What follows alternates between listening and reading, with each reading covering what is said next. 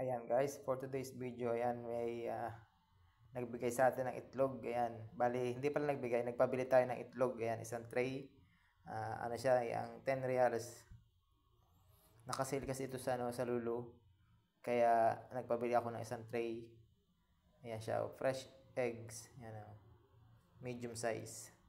Tapos naka-sale siya, kaya isang tray na pinabili ko. Bali 10 reals siya. Kung sa peso ay nasa 150 pesos. 30 pieces.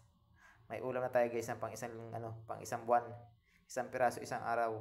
Ayan Isang piraso isang araw ng itlog. 30 days.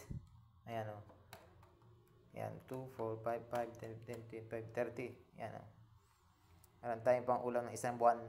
Ayan guys, maraming salamat sa panonood. Thank you.